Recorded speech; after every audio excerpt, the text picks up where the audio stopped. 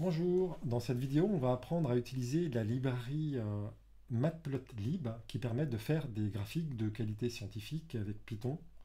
Je vais surtout vous donner quelques conseils d'apprentissage. Je vous montrerai aussi des pièges à absolument éviter et je vous montrerai comment on peut utiliser la documentation intégrée lorsqu'on est en train de taper nos lignes de code pour essayer de comprendre et trouver comment fonctionne cette librairie. Je vous propose de débuter tout de suite. Je vais aussi accompagner la vidéo de ce notebook dans lequel se trouvent de nombreux exemples donc, de réalisation de graphiques divers et variés.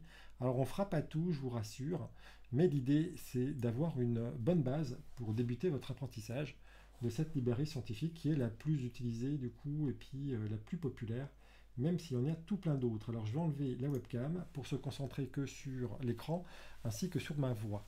Donc le document, je le mettrai en lien. Il s'agit donc d'une librairie qui date quand même de 2003, qui prédate un petit peu tout ce qui est HTML5 et puis tout ce qui est interactivité forte. Il y a tout plein d'autres librairies qui sont plus modernes, qui existent. J'ai mis un lien aussi vers la différence entre ces nouvelles librairies. Néanmoins, Matplotlib est très utilisé et un très bon point d'entrée pour apprendre à faire de la visualisation de données sous forme de graphes. Pourquoi on fait des données sous forme de graphes, de la visualisation de ce type-là? C'est pour essayer de faire sens de tableaux de données qui seraient difficiles à interpréter à vue d'œil. Il y a d'ailleurs un lien vers une conférence TED qui parle un petit peu de cet aspect. Dans le petit document, j'ai mis un lien vers des ressources existantes, toute une série en anglais, d'une dizaine de vidéos, de Corey Schaffer qui fait des très très bonnes vidéos autour de Python.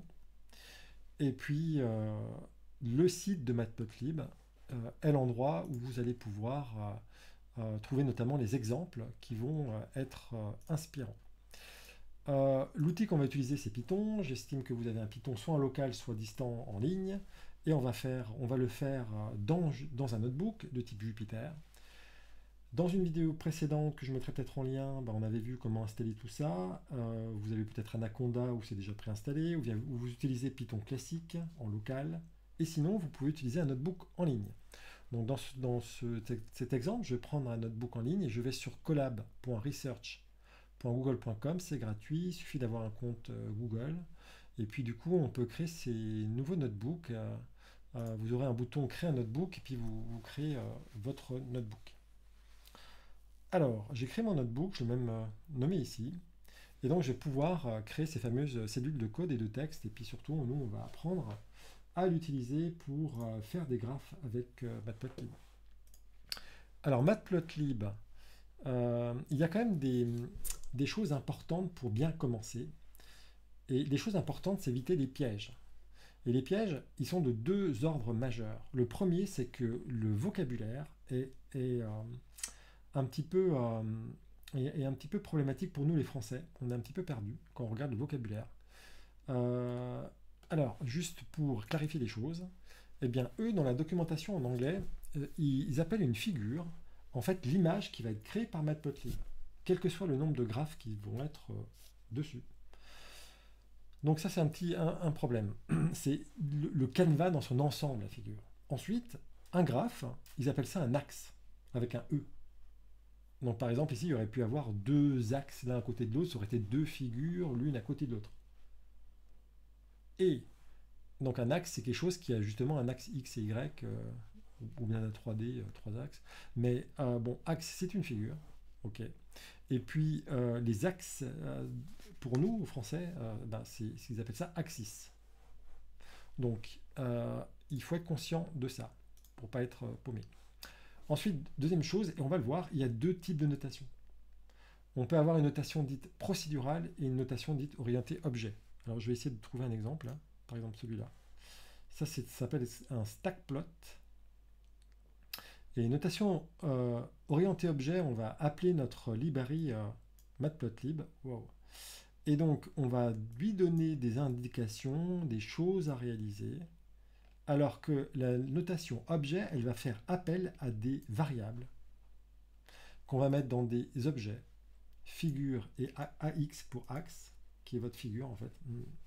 Et on va ensuite appeler la variable en question et on va lui demander de faire des choses. Et c'est un petit peu différent, parce que c'est des noms de fonctions qui sont un petit peu différents. C'est un petit peu plus verbeux, il y a un peu plus de choses à taper. Mais il y a des avantages et des inconvénients à chacune des notations.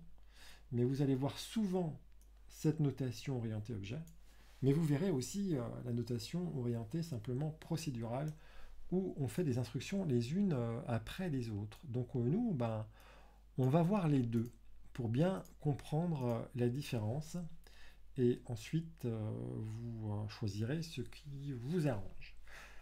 Petit autre piège, c'est que la taille des figures, elle est toujours par défaut dans des pouces. Et des pouces, c'est 2,54 cm, parce qu'on voit bien qu'il y a une orientation vers le print de ces trucs-là, ou bien pour une page web, mais ça n'a pas été fait pour l'interactivité, etc. Donc bon, il faut savoir que c'est comme ça. Peut-être autre petit piège, si vous voyez que quand vous créez des graphes, il y a des choses, bon c'est pas le cas ici, mais il y a des choses, il y a un peu trop d'informations textuelles qui apparaissent, on peut cacher des informations textuelles qui apparaissent quand on fera nos graphes, vous le verrez quand je ferai des exemples, avec soit un point-virgule à la fin d'une instruction plate, soit avec plt.show, ça permet de cacher des informations textuelles sur ce qu'il est en train de faire. Et vous avez un lien ici vers l'explication. Voilà.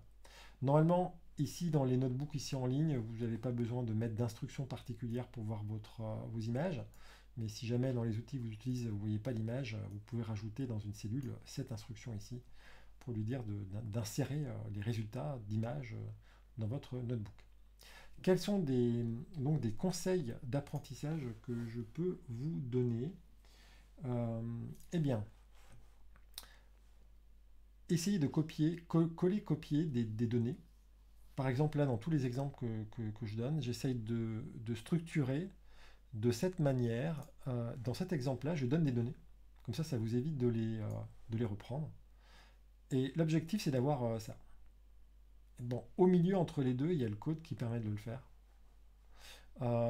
Et l'idéal, c'est d'essayer d'avoir une idée de ce qu'on veut faire, de prendre les données et puis de faire des erreurs, plutôt que simplement recopier ce que moi j'ai fait. Donc ça, c'est une chose. L'autre conseil que je peux vous donner, c'est d'essayer d'aller à l'intuition. Commencer à taper des lignes de code et essayer de voir si la documentation intégrée qui apparaît, ou si l'autocomplétion, c'est-à-dire les choix possibles qui apparaissent qu'on est en train de taper, est-ce que ça, c'est pas suffisant pour essayer de deviner comment fonctionne cette librairie. Si ça marche pas, eh bien, et ça, on va le faire ensemble pour que vous voyez cet aspect-là. Si ça ne marche pas, il y a les moteurs de recherche, tapez en anglais, évidemment. Si ça ne marche pas, ou bien de façon complètement complémentaire d'ailleurs, il y a la série des exemples sur Matplotlib. Ici, page exemple, il y a tout plein d'exemples. Donc il y a forcément un truc qui ressemble à quelque chose que vous avez envie de faire. Donc l'idée, c'est de trouver l'exemple qui vous parle, que vous souhaitez, si vous souhaitez réaliser quelque chose de proche, vous cliquez sur l'exemple et vous avez ici le code qui est autour, et ensuite il suffit de modifier, de s'inspirer de ce code pour le réaliser.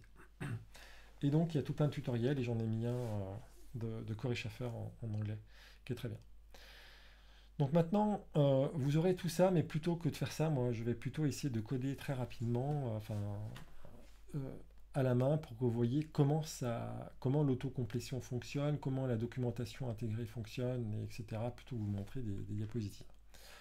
Donc je vais ici dans cette chose-là. Ok. Eh bien, la première des choses à faire, c'est d'importer la librairie. Donc on fait import. Et si je tape matplotlib, eh bien je vois qu'il y a plusieurs choix. Il y a notamment un choix qui est celui-là. Et celui-là, c'est le choix le plus populaire, et c'est le bon choix. Parce qu'on va utiliser en fait une partie de Matplotlib. Et puis parce qu'on est très fainéant, on va simplement utiliser une contraction. Comme ça, on n'aura pas besoin de chaque fois taper tout ça. On aura juste besoin de taper la contraction, 3 lettres, ça suffit. Je fais exécuter, shift entrée. Et donc ma librairie ici est importée, et on va pouvoir commencer à travailler. Bien, j'aimerais savoir ce qu'il y a à l'intérieur de cette librairie PLT. Je fais point, plt point, et là il y a une sorte, c'est l'équivalent de faire un dir entre parenthèses plt, c'est-à-dire on voit à l'intérieur de cette librairie plt pour voir ce qui existe. Et je vois notamment qu'il y a des fonctions, tout plein de choses qui peuvent être utiles. Ben, on peut imaginer de faire des graphes. Alors il y a tout plein de types de graphes qui existent hein, dans la vie. Hein. Il y a des barres, il y a des pailles, il y a des plots. Ben, on va essayer de faire un plot. Plot, c'est vraiment le style de graphe qu'on a l'habitude en mathématiques. Hein. F de x est égal à quelque chose. Donc je fais plot et je vois que j'ai bien quelque chose qui existe pour ça. Et si je fais plot et si j'ouvre, comme dans une fonction, la parenthèse, je vois que j'ai, de façon contextuelle, la documentation qui apparaît. Et on va commencer à essayer de jouer avec ce qui nous est donné. Et ce qui nous est donné, c'est cette documentation. Elle est longue quand même. Hein. Et quand je regarde ici, je vois voilà, la signature de l'appel classique, c'est plot, donc grapher, faire un graphe de y contre x versus x. Mais je vois ici qu'il y a des choses qui sont obligatoires et d'autres qui ne le sont pas. Ce qui est optionnel, en général, est en temps crochet. Ce qui n'est pas optionnel, par contre, est indiqué sans crochet. Et tout le reste, ça c'est optionnel parce que data est égal à none, c'est optionnel. Et ça, c'est des mots-clés encore en plus qui sont importés. Mais ce qui est effectivement ici optionnel, c'est au moins y. Et je vois qu'on va peut-être pouvoir faire plusieurs graphes, puisque je vois qu'il y a un autre truc ici, une autre façon d'appeler aussi, avec deux choses non optionnelles. Mais on va déjà commencer avec le plus simple qu'on voit ici. Essayons de voir si on peut utiliser juste, effectivement, une seule chose. Alors, ce serait quoi l'équivalent de Hello World? Ben, il n'y a pas vraiment d'Hello World. Par contre, ce qu'on peut faire, si on veut faire un graphe, il faut plusieurs valeurs. Et donc, ce que je propose, c'est qu'on dise, s'il nous faut un Y, on va dire Y égale quelque chose. Et on va faire une collection de données. Et on va les inventer. On va en prendre 4. Je sais pas, on va faire, je sais pas, 3, 7, 9, et puis 13. Moi, j'aime pas 13. 12. Donc là, j'ai une liste de données. Donc, est-ce que je peux donner cette liste de données à ma fonction graph? Donc, je mets Y dedans, puisqu'il faut au moins un paramètre qui est une liste de données. Je fais Shift Entrée. Et là, oh magie, j'ai ici un graphe qui apparaît. J'ai donc une image ici qui est créée. Vous voyez ici qu'il y a cette petite information en plus. Là, parfois, quand vous allez faire du multigraphe, etc., il y aura tout plein d'informations en plus. Si vous voulez la cacher, ce truc-là, dans votre notebook, eh bien, si vous faites point virgule, là, ça va disparaître. Bon. Ou bien si vous faites plt.show, ça va aussi disparaître. Bon. Mais c'est pas très gênant pour l'instant, en tout cas. Alors, si je regarde mon graphe ici, qu'est-ce que je vois? J'imagine que ça c'est Y, hein, d'après ce que je reconnais ici, puis ça c'est X, et je vois que ça commence à 0, 1, 2, 3. D'accord. Donc en fait, si on ne lui donne pas X, eh bien, il va lui créer automatiquement, il va partir de 0, et puis il va imaginer qu'on veut à partir de 0. Maintenant, si je veux lui donner X, c'est possible aussi, hein, je peux faire X, et je pourrais lui donner du coup 1, peut-être 2, peut-être 3, peut-être 4. Et quand je regarde ici, je fais virgule, là je reviens. Je revois ici ça. Et dans la documentation, je vois que j'aurais pu donner X ici en optionnel. Donc c'est ce que je veux faire. Je vais faire X, virgule, Y. Je fais Shift Entrée. Et là, je vois qu'il m'a bien fait ça. Je commence maintenant à 1, etc.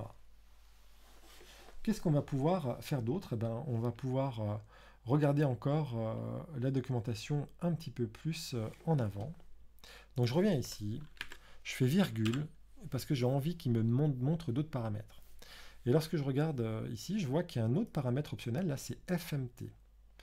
Et FMT, quand je lis davantage, il me parle de formatting, colors, marker et line style. Il me donne tout de suite un exemple. Donc essayons. BO ou R+. Alors qu'est-ce que c'est que ça? Je reviens. Donc je fais BO dans un chaîne de caractères, je fais Shift Entrée. Et là je vois que j'ai quelque chose qui est des cercles ronds. D'accord? Et si je fais R+, il avait donné cet exemple-là. Je vois que j'ai quelque chose et ce sont des signes plus. Tiens, ça tombe bien, ici il y a plus. Tout à l'heure c'était O et c'était des cercles. Donc ici, ce caractère correspond au type de marqueur qu'on va avoir. Et le caractère avant correspondait correspondait à la couleur. Alors je regarde de nouveau, j'ai envie de revoir la documentation. Oh, je vois un autre exemple. Je vois GO-tiret. Ok. GO-tiret. What is that? GO-tiret. Je fais Shift Entrée. Et qu'est-ce que je vois? Je vois que j'ai du green, que c'est des ronds, et que les lignes ici qui les relient sont des tirets. Donc, si je regarde davantage, je vois effectivement toute cette notion de marquage. Je vois d'ailleurs que je pourrais faire des choses en plus là. Et je vois que je peux aussi gérer l'épaisseur des lignes. Je peux aussi gérer l'épaisseur des marqueurs. Je vois aussi que je n'étais pas obligé d'utiliser ce format ici là. J'aurais pu le dire explicitement. J'aurais pu dire color green, et d'ailleurs j'aurais pu chercher n'importe quelle couleur. Si le green, c'est pas la bonne couleur de green qui vous plaît, j'aurais pu dire explicitement marqueur est égal à O. J'aurais pu dire explicitement line style est égal à dashed. Et comment on reconnaît tous ces marqueurs, etc. Eh bien, si on va tout en bas de la documentation, et je l'ai mis dans le notebook que je vous donne à la fin de la vidéo, si on va tout en bas de la documentation intégrée, à plot, on voit, il nous donne ici une liste de tous les marqueurs existants, ainsi qu'une liste de tous les types de lignes. Il n'y en a pas beaucoup, il y en a 4, ouais. Et puis voilà. Et puis pour les couleurs de base. Mais comme dit, il y a d'autres couleurs. Hein. Si vous tapez hexadécimal colors, vous tombez sur tout plein de sites. Et là, vous pouvez aller chercher une couleur en particulier. Vous prenez le code avec le dièse ici, avec le dièse. Et ensuite, vous allez pouvoir mettre cette couleur ici. Hein. Par exemple, si j'enlève tout ça, ici je fais color est égal à, et puis je vais aller chercher la couleur que j'avais tout à l'heure, qui est celle-là avec un dièse devant. Donc le code hexadécimal de la couleur dièse. Vous voyez que j'ai ma couleur en question. Et après, je peux continuer à changer comme je le souhaitais les autres informations, hein, comme le type de marqueur, le type de ligne, etc. Donc je regarde un petit peu la suite. Ok. Donc là, on a déjà beaucoup de choses. Et on va essayer de continuer un petit peu. Donc je vais revenir ici, XY. Et nous allons un petit peu continuer. Alors je regarde ce que j'avais marqué de mon côté. Ok. Alors avant de continuer, ce qu'on va faire, c'est que on va voir comment on enregistre son image. Alors, je pourrais ici faire un clic droit et puis Save Image As, par exemple. Et vous voyez, j'ai un PNG qui va être enregistré. Ou bien je pourrais... alors ici, je pourrais mettre une ligne de commande et je l'ai marqué, cette ligne de commande, dans mon document qui était ici. La ligne de commande pour enregistrer, c'est celle-là. Et puis, on peut même aussi enregistrer dans un format SVG, qui est extrêmement pratique, puisque du coup, le format SVG vous permet de l'intégrer à un poster, de le faire aussi grand que vous voulez sans perdre de qualité. Et après, si vous l'ouvrez dans un logiciel comme Inkscape, hein, vous allez pouvoir modifier telle ou telle partie exactement comme vous le souhaitez. J'essaierai de faire une vidéo sur Inkscape après. Alors si vous voulez, alors vos fichiers ils vont apparaître ici, là, ça c'est dans la partie collab.research. Voilà. Sinon on peut aussi le faire avec quelques lignes aussi de commande. Bon. Continuons à jouer avec ça et essayons de voir si on peut faire d'autres graphes, si on peut rajouter des graphes. Alors jouons. Je vais imaginer que ça c'était Y1. Moi j'ai envie d'autres graphes. Et je vais continuer à inventer des données comme ça bidon, juste pour essayer de comprendre comment ça fonctionne. Donc si je fais 4, je sais pas, 10, 12 et 16. Et bien si dans la même cellule, je continue, alors je vais faire XY1. Et si dans la même cellule, je donne une autre instruction, XY2, vous voyez que j'ai pris ici je fais Shift Entrée. Qu'est-ce qui se passe? Eh bien, j'ai deux graphes dans le même axe E. Ouais, dans le même, dans la même graphe, j'ai deux courbes dans mon même graphe. Et je pourrais faire, tiens, tant qu'on y est, je vais en faire un troisième. Je vais prendre Y3 ici. Et je vais inventer d'autres données complètement aléatoires dans l'idée d'avoir juste quelques exemples. Et je vais ensuite, voilà, on va avoir un troisième graphe. Bon, on est toujours dans une notation, vous voyez, procédurale, parce que là, j'empile les choses les unes après les autres, et puis les instructions sont réalisées. Et on verra après sur l'orientation objet. Qu'est-ce que je pourrais faire? Si je voulais vraiment un graphe qui soit un petit peu complet, il me manque des choses ici. Déjà, il me manque un titre. Est-ce que je peux imaginer un titre? Comment ce serait? Ben, d'un point de vue d'intuition, je ferais plt. J'aimerais un titre, title en anglais. Je vois que ça existe, j'ouvre. Et si je lis un petit peu la documentation, il me dit là, il suffit de donner une chaîne de caractères, de faire Shift Entrée, on a le titre. Imaginons que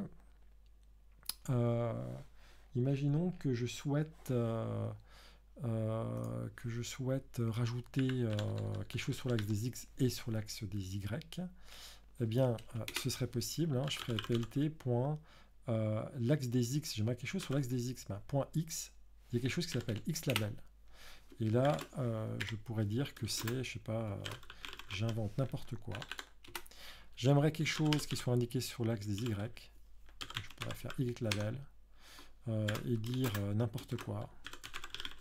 Je fais Shift Entrée et vous voyez que j'ai déjà quelque chose qui commence à prendre de l'allure. Alors tout ça, hein, j'aurais pu moi mettre ces fameuses chaînes de formatage, BO par exemple, ou bien j'aurais pu mettre encore R+, etc. C'est ce qu'on avait vu tout à l'heure. Donc vous pouvez ça le faire vous-même. Si vous trouvez que votre graphe est un peu petit, vous voulez quelque chose qui soit plus grand, qu'est-ce qu'on peut faire? Eh bien, on peut demander à ce que... alors, si je veux que cette image soit plus grande, ben, on avait dit que ça s'appelle une figure tout à l'heure dans le vocabulaire. Ah ben, si je fais plt.figure, je vois qu'il y a quelque chose qui existe. J'ouvre. Et si je regarde bien, il y a un paramètre qui s'appelle fig size et c'est la taille de la figure et c'est en inch. Bon, ah ben, il faut dire fig size alors. Il faut lui donner ce paramètre, il me le propose. Et c'est en inch, ben, je vais prendre, on va prendre le 20 là. Je fais Shift Entrée. Et vous voyez que c'est déjà plus grand. Bon, imaginons que j'aimerais bien avoir une grille, là j'ai pas de grille ici, pour lire, vous voyez, des grilles horizontales ou verticales, comment ça s'appellerait? Eh bien, je sais pas, en anglais, une grille, ce serait peut-être grid, ça existe. Donc j'ouvre la chose, je vais rien faire, je vais voir ce que ça donne. Et là j'ai une grille. J'ai mon graphe, j'ai une grille, etc. Est-ce que ça prend des paramètres? Eh bien, il suffit d'ouvrir les parenthèses et de lire la documentation intégrée. Et quand on lit la documentation intégrée, par exemple, je vois qu'il y a un paramètre qui s'appelle axis. Okay, c'est soit both x ou y. D'accord, donc si je prends axis, et que je lui dis que j'aimerais... Oh, désolé, okay. Et je lui dis y, et je lui dis, on y arrivera un jour, y, eh bien, je devrais avoir que l'axe des... ah oui, d'accord, que les horizontales, ici. Ça va être constant sur l'axe des y, d'accord. Et si je dis x, ben, ça va du coup être l'inverse. Ok. Imaginons que j'aimerais bien aussi connaître, souvent dans un graphe, on a ce concept de légende, savoir ce symbole, et puis d'accord, je pourrais mettre d'ailleurs un autre truc. Imaginons que je fasse ça, green, et puis je sais pas, ça. Ok, bon là j'ai des... Ouais, j'ai mis des choses, j'essaie de jouer... ouais, je peux mettre ça. Là, je joue avec les types de lignes pour avoir un truc un tout petit peu plus joli, éventuellement. Bon, c'est pas très joli, hein, je suis pas très fort, mais bon, vous comprenez le principe. Par contre, La notion de légende dans un graphe, ça a du sens. Comment est-ce qu'on l'a fait? Euh, il va falloir déjà définir la légende, parce que sinon, on va pas pouvoir l'afficher. Et où est-ce que c'est approprié de définir une légende? Peut-être que quand je fais chaque graphe, chaque courbe ici, peut-être que c'est là qu'il faut que je dise de ce dont il s'agit. Et quand je reviens à mon plot, si je fais virgule, et si je regarde le type de documentation et de paramètres que je peux réaliser, eh bien, si on regarde bien, est-ce que je le vois? Alors, ça risque d'être un peu plus loin. Il y a un truc qui s'appelle label. A, B, C, D, E, F, G, ici, label. Donc, le label, c'est quelque chose que je peux définir quand je fais mon plot. Et là, je peux dire de ce dont il s'agit. Alors, je vais dire, c'est des oranges. Sur ce plot, je vais dire, c'est des pommes. Sur ce plot, je vais dire, c'est des potatoes, etc. Je fais Shift Entrée. Et alors, pour l'instant, il n'y a toujours rien. Parce qu'en fait, j'ai défini un label, mais peut-être qu'il va falloir quand même demander de créer la légende. Alors, je vais tout en bas de ma cellule. Et je fais plt.légende. Est-ce que ça existe? Oui, ça existe. Donc je le sélectionne, je fais ça. Et j'exécute. Et que se passe-t-il? Je vois que j'ai une légende qui apparaît ici. Alors peut-être que c'est un peu grand ça. Si je fais 15, 10, 15, 7... je vois pas tout là. Ok, donc là c'est pas mal. Donc je vois effectivement que j'ai mon titre. Je vois que j'ai une légende, je vois que j'ai quelque chose en abscisse, je vois que j'ai quelque chose, l'abscisse c'était là, je vois que j'ai quelque chose en ordonnée, j'ai plus ou moins géré ma grille, donc tout ça c'est plutôt pas mal. Mais imaginons que ça, ce style-là, ça vous plaît pas trop, c'est pas vraiment votre style à vous, il y aurait quelque chose de plus moderne, comment est-ce qu'on fait? Alors, est-ce qu'il y a des informations concernant le style? Eh bien, ce que je pourrais faire, je vais dans une autre cellule et je tape plt. Alors, style, ça s'écrit en anglais style. Ok. Style. Mais c'est un petit peu différent que d'habitude, parce que vous voyez, il y a des accolades là. Et ça veut dire qu'il y a encore des choses à l'intérieur. Enfin, je veux dire, c'est pas une fonction, c'est pas une propriété. Alors, je vais faire style. Il y a quelque chose qui apparaît? Ah non, il n'y a rien qui apparaît. Pourquoi il n'y a rien qui apparaît? Ah oui, parce que c'est mal écrit.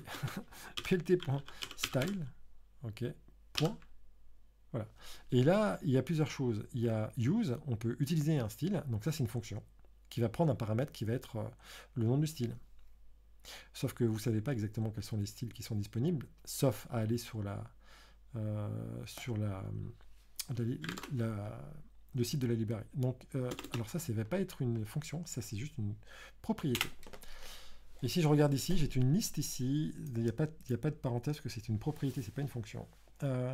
Et j'ai la liste de tous les styles, enfin presque tous les styles qui sont disponibles. Eh bien, prenons-en un au hasard. Je vais dans une nouvelle cellule. Donc, on avait dit plt.style.use. Ok, j'ouvre la parenthèse. Il me dit que ça prend le nom du style, style string. D'accord, donc je donne un nom. Par exemple celui-là. Et donc maintenant, si je reviens à mon graphe là, que je peux réexécuter, parce qu'il garde en mémoire quand même les choses, vous voyez que j'ai un style qui est cette fois-ci différent, qui est pas très joli, mes couleurs sont vraiment pourries. Alors, vous pouvez chercher, il y a tout plein de styles, il y en a forcément des styles qui vous plairont, qui seront plus modernes, etc. Là, j'en ai pris un au hasard. Si vous voulez revenir en arrière, eh ben, en fait, c'est pas si évident que ça, parce que si je mets classique, je vois qu'il y a un style qui s'appelle classique. Donc, si je fais style classique, use classique, j'exécute ça. Et si je reviens, si je réexécute ma cellule là, en fait, c'est pas entièrement comme c'était auparavant. En fait, pour revenir exactement comme c'était auparavant, c'est pas indiqué ici dans la liste, mais il y a un truc qui s'appelle default. Et si on exécute ça, je vais être exactement comme avant. Voilà. Donc là, je suis revenu dans la même position que tout à l'heure. Bien, continuons un petit peu notre exploration. Et ce que je vous propose de faire, avant de regarder la notation orientée objet, comme on a fait trois graphes ici, les uns sur les autres, comment on ferait si on voulait trois graphes les uns à côté des autres, plutôt que de l'avoir dans le même espace ici? Eh bien, voyons un petit peu comment ça fonctionne. Alors, je reprends en fait mes données. Je vais peut-être aller les copier-coller là. Ça, c'était ça. Je vais refaire une nouvelle cellule. Ici, je mets mes données ici. Et on va voir si on peut faire des sous-graphes. Donc, si je regarde PLT, point. Si je tape, alors sous-graphe en anglais, sous c'est sub. Sub. Il y a une fonction ici qu'on va pouvoir utiliser dans la notation orientée, notation procédurale, qui est subplot. Et si j'ouvre ici, il prend quoi? Il prend un nombre de lignes, un nombre de colonnes et un index. Imaginons que je veux trois graphes sur la même ligne, donc trois colonnes. Alors je dirais une ligne, trois colonnes, et puis je vais donner au premier graphe l'index 1. Si je fais Shift Entrée, qu'est-ce qui se passe? Je vois que ici, j'ai un cadre ici. Ok, imaginons que je fasse la même chose maintenant pour une ligne, trois colonnes, et je vais donner l'index 2. Je vois qu'il y a un autre qui vient d'arriver. Imaginons que je donne l'index 3, et je vois qu'il y a un autre qui est arrivé. Alors tout ça, ça va être procédural parce que maintenant, il va falloir vraiment le faire derrière le bon truc. Hein. Et on peut faire exactement du coup la même chose. Donc je peux faire plt .plot de xy1. Et donc ça va forcément se mettre ici parce que je suis juste en dessous. Si je fais plt de y2, ça va se mettre dans celui-là. Plt de y3, ça va se mettre là. Donc vous voyez, j'ai ça. Et après, ce que je peux faire, hein, je vais pouvoir mettre mes titres ici. Hein. Je peux faire plt.title pour chacun. Vous voyez, donc j'aurai mon titre là, j'aurai mon x là, j'aurai mon y. Vous pouvez faire tout ça. Et on peut même aller jusqu'à avoir un titre. Je peux en faire un d'ailleurs. On va mettre plt.title. Donc on avait dit orange. C'est des oranges. Nous vendons des oranges dans ce graphe ici, donc il apparaît ici. Mais si vous voulez un titre qui est au-dessus de tout ça, là, comment vous faites? Eh bien, il y a quelque chose qui s'appelle plt.supérieur subtitle, supérieur title, et my subtitle. Et vous voyez que j'ai mon titre en haut de tous les sous-titres, etc. Bon, tout ça, on l'a fait dans cette façon très procédurale de faire. Ça marche très bien, c'est assez intuitif. Néanmoins, il faut vraiment respecter l'ordre. Hein. Là, si vous ne pouvez pas déplacer ça et le mettre là, sinon ça va casser. Ce ne sera pas le bon truc. Il y a une façon plus résiliente de faire, qui est un petit peu plus verbeuse, mais que vous allez souvent rencontrer, donc il est absolument nécessaire que vous le sachiez. Et donc, on va faire exactement la même chose, là, ici. Sauf que j'aimerais qu'on le fasse avec une notation orientée objet pour que vous compreniez comment ça fonctionne. On crée une nouvelle cellule, on reprend exactement les mêmes données. Et cette fois-ci, on va essayer de le faire avec de l'orienté objet. Alors, quand on fait de l'orienté objet, vous allez voir un truc dans tous les exemples. Et d'ailleurs, je vais aller sur les exemples. On va aller sur Matplotlib. Et très très souvent, vous allez voir cette notation orientée objet. Mais pas tout le temps. Mais bon, très souvent. Je clique ici. Ça ressemble un petit peu à ce qu'on a fait là, trois graphes. Et qu'est-ce que je vois? Eh bien, je ne vois pas du plt. Quelque chose, je vois autre chose. Je vois qu'il y a des variables qui sont créées. Et je vois qu'ensuite, je vais prendre la variable et lui demander de faire quelque chose. Donc là, c'est figure.subtitle et pas plt, parce que je ne demande pas à la librairie de faire des trucs, je demande à la variable qu'on a nommée, et donc on a nommé fig comme étant notre image, de faire des choses. Bon, c'est un peu compliqué, hein, on va le faire, et je vais vous expliquer en détail comment ça fonctionne. Donc, repartons ici. Donc, on va faire ce qu'on appelle des subplots, même si vous avez qu'un seul truc, mais avec un S, même si vous avez au final qu'un seul graphe. pt.subplot. On ouvre ici, et ça vous donne, ça prend en entrée deux choses. Ça prend le nombre de lignes et le nombre de colonnes. Par défaut, ce sera 1 et 1, donc si vous ne mettez rien du tout, ça fera juste un graphe pour vous. Bon. Nous, on a dit qu'on en voulait 3. Ok. Donc on veut une ligne, on veut reproduire ce qu'on a déjà fait, mais avec une notation réalité objet.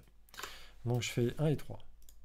Mais ce truc-là, si on regarde tous les exemples qu'on avait vus tout à l'heure, eh bien, ça va nous ramener deux variables, que vous pourriez nommer d'ailleurs comme vous voulez ici. Hein. Bon, là, il est mis en axe avec un S, pourquoi pas. Ça vous ramène deux variables, je vais les noter ici. Alors, avec des virgules, parce qu'en fait, cette fonction-là, elle va nous amener une variable qui va nous permettre de cibler la figure, donc votre image, et une variable qui va nous permettre de cibler tous les graphes que vous avez à l'intérieur de votre image. C'est pour ça qu'il y a un plot avec un S. D'accord. Si je fais ça, je fais Shift Entrée, est-ce que ça explose? Non, ça n'explose pas. Et d'ailleurs, très bien, il a déjà fait les petits canevas, là, enfin les petits... il nous a réservé les espaces à cet effet. Eh bien, si je voulais cibler l'ensemble de la figure, je ferais fig. Point. Alors, on aimerait par exemple changer la taille. La dernière fois, on avait changé la taille. Bah, si je fais size, est-ce qu'il y a quelque chose? Non. Là où c'est un tout petit peu différent, c'est que ça passe par des noms de fonctions qui sont un peu plus explicites. Et si je fais set, et si je fais en pré size, je vois qu'il y a une fonction qui me permet de changer de la taille. Donc c'est un tout petit peu différent. Et là, ça va prendre exactement la même chose que tout à l'heure, à savoir, qu'est-ce que j'avais dit ouais, on va faire 10, 5, ça va être assez grand. Je fais Shift Entrée, et puis vous voyez que j'ai changé la taille. Mais c'est un peu différent. J'ai pas fait PLT quelque chose, j'ai fait je veux cibler mon image auquel on a donné un nom de variable qui s'appelle fig, etc. Ensuite, cette variable-là, c'est l'équivalent d'une liste qui va contenir ces trois graphes ici. Alors, en Python, on se rappelle que des listes ou des collections de données, on peut y accéder avec un crochet. Et effectivement, on va pouvoir y accéder de cette façon-là. Donc ici, bon, AXS, ça aurait pu être autre chose, hein, parfois c'est autre chose, mais bon. Si je fais AXS de 0, si c'est l'équivalent d'une liste, je vais pouvoir trouver peut-être... Alors, et puis on va ici. Bon, ne parlons pas, essayons. Si c'est une liste, je peux y accéder avec cette notion de crochet et puis d'aller chercher les éléments de ma liste. Eh bien, si je fais XY1, je fais Shift Entrée, bah vous voyez que en fait, on est arrivé à cibler le premier. Si j'avais fait 2, eh ben, vous voyez qu'on a ciblé le dernier là. Okay. Je vais reprendre à 0. Ok, je vais... on va tous les faire. Donc je vais prendre ça, je vais prendre ça, je vais prendre ça. Je vais faire 1, je vais faire 2, Y1, Y2, Y3, etc. Et donc j'arrive aux mêmes choses. Et puis, mais chaque fois, il va falloir que j'appelle le nom de la variable, quoi. Donc là, ici, avec 0, là, access de 0. Si je voulais faire le title, ce serait quoi? Ben, je ferais point, set, underscore, ti. Donc là, il ne le trouve pas. Pourquoi il ne le trouve pas? Ah, ok. Bon, il n'est pas capable. En fait, le fait que j'appelle tout de suite la liste, ça lui plaît pas trop. Mais en tout cas, ça existe. Bon, faites-moi confiance. C'est quelque chose qui s'appelle setTitle. Et si j'avais dit que c'était des orange, donc il va y arriver aussi. Vous voyez, c'est exactement la même chose. Et après, je peux faire exactement tout ce qu'on faisait jusqu'à présent. Sauf que, voilà, ça va être set x label. Et si on avait dit que c'était yours, Shift Entrée, vous voyez que je vois yours ici, etc., etc. Donc c'est set title, set x label, set y label, etc., etc. On peut faire exactement de la même façon. Donc ça, c'est cette notation orientée objet. Et vous avez même aussi une autre façon de faire. Alors je reprends ça. Je vais aller dans une autre cellule. Je fais CTRL-V. Parfois, plutôt que de garder une liste, on peut aussi faire un unpack, c'est-à-dire l'idée de tout de suite donner des noms de variables. Donc par exemple, on aurait pu faire AX1, AX2, AX3, donner tout de suite les noms de variables. Et du coup ici, j'aurais pu faire AX1 pour mes différents appels ici. Ok, AX1, et puis etc. quoi. Donc AX2 et AX3 par exemple. Shift entrée. Et donc ça c'est la même chose. Donc vous verrez aussi parfois comme ça, cette notation de tout de suite, comme on sait que c'est une liste de 3 parce que c'est une ligne 3 colonnes, de donner tout de suite des noms de variables. Et donc le gros intérêt, c'est qu'on peut cibler précisément telle ou telle partie. Et après, si je fais des copier-coller, si je change la position de toutes ces instructions, ça ne va pas changer. Alors que dans la orientée procédurale, l'ordre peut avoir des conséquences. Donc voilà, moi c'est surtout ça que je voulais vous montrer, c'est à savoir comment essayer d'utiliser cette documentation intégrée et comment utiliser ces deux formes de notation orienté objet et procédural principal. Et tout le reste, vous n'avez pas vraiment besoin de moi. Si vous regardez la petite documentation donc, que j'ai faite, et on va pouvoir essayer de le voir rapidement ensemble. Donc je donne tout plein d'exemples, enfin un certain nombre. Donc j'y vais. Quand on va vouloir faire des camemberts, plutôt que faire un plot classique, on va faire un py, plt.py. Et puis on va voir que plt.py, ça prend un paramètre qui est une liste. Ça va donner ça. Une liste de valeurs. Il va y avoir du coup un camembert avec 4 tranches. Et que je peux donner un paramètre en plus, c'est des labels, qui peut être une liste de pays par exemple, ici, voilà. Et puis, que je peux donner encore, quand on regarde la documentation intégrée, on voit que je peux mettre une ombre, pour que c'est un peu plus joli, que je peux faire un explode quand on regarde la doc, c'est-à-dire que je peux sortir une slice et puis la tirer un petit peu, avec une certaine valeur de rayon, là c'est 10% de rayon, que je peux aussi changer l'angle de départ, que je peux aussi rajouter d'autres choses comme le wedge props, ça c'est des bords, sur lesquels je peux aussi ajouter des chiffres dedans, sur lesquels je peux aussi formater le nombre de virgules que je souhaite pour les chiffres à l'intérieur pour que ce soit uniforme. Je vois qu'il y a d'autres choses du genre des barres pour faire des trucs de ce type-là avec des barres, tout simplement. Que je peux faire des barres horizontales, que je peux changer les couleurs, je peux avoir une liste de couleurs, vous voyez. Je peux avoir une liste aussi d'erreurs, un format d'erreur, et donc il y a une valeur pour ça, qui s'appelle xerror si c'est en abscisse, et vous voyez que ça me donne une barre d'erreur.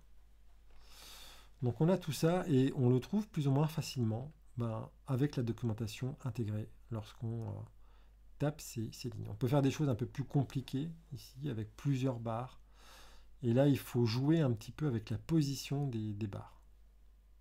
C'est là qu'on rencontre quelque chose qui s'appelle NumPy.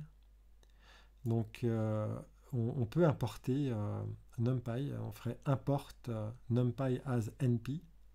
Et NumPy, c'est une librairie. Et moi, je l'avais fait au tout départ. En fait, dans ce document, tout départ, j'avais mis ça.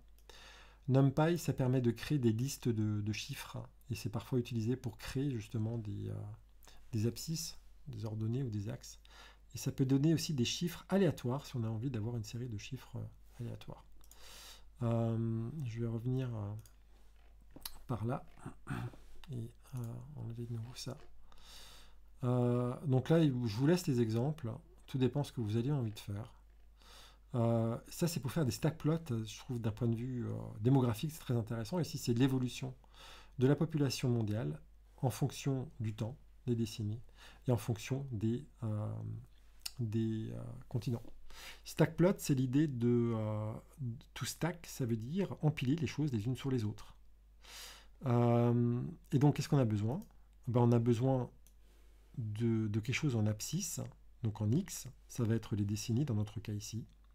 Et puis en ordonnée, ben, on va empiler des séries, des listes de chiffres qui correspondent à chaque fois à nos continents. Et au total, ben, on aura bien le total puisque tout ça, ça va être empilé les uns sur les autres. Et vous voyez que c'est pas très compliqué, hein. C'est plt.stackplot, l'année en X, et ensuite une liste des différentes choses que je vais stacker les unes sur les autres. Quand j'ajoute la légende, hein, je peux aussi définir où je la veux. Hein. Loc, ça veut dire location. Et donc je peux l'imposer quelque part. Et ça me donne quand même une belle... enfin, c'est très informatif, je trouve, de voir ce type de graphe.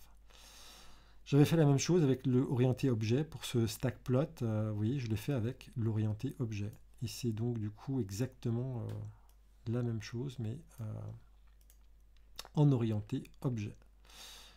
Histogramme, c'est le fait d'avoir des sortes de sauts où on va compter, là par exemple ici avec NumPy, ici on crée des chiffres aléatoires entre 0 et 1000, on en crée 100. 100 chiffres entre 0 et 1000, et ben, NumPy permet de faire ce genre de choses. Et du coup, je peux créer un histogramme, ici, et je peux décider de la résolution de mon histogramme. Ici, par défaut, il me crée un histogramme avec des pas de 10. Des pas de 10 non, je ne pense pas. Alors, c'est quoi mon histogramme de 0 à 1000? Ah oui, 100. D'accord. Par contre, je peux changer plt.it. Ok. Pas it, c'est histogramme. Ok. D'accord. Bon, les histogrammes, on peut faire des séries temporelles. Par exemple, on se rappelle qu'on a fait des datasets avec Panda. Eh bien, avec Panda, on peut lire un format CSV qui serait par exemple des chiffres de la bourse. Et lorsqu'on lit de tels chiffres, on peut lui demander de traiter les dates comme étant des vraies dates, des interpréter comme étant des dates. Et on peut aussi demander à ce que la colonne des dates, ce soit l'index qu'on souhaite utiliser. Si vous avez quelque chose comme ça, ça va être très facile à grapher. Donc qu'est-ce qu'on va faire pour en faire un graphe?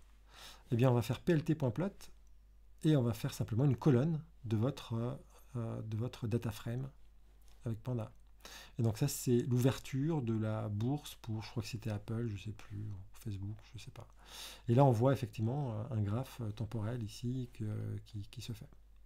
On peut faire des plots en 3D, etc., etc. Voilà, donc on va, je pense, s'arrêter ici. Donc si vous avez des questions, n'hésitez pas, et j'espère que ces quelques conseils vous seront utiles donc, dans l'apprentissage de cette librairie graphique. Merci.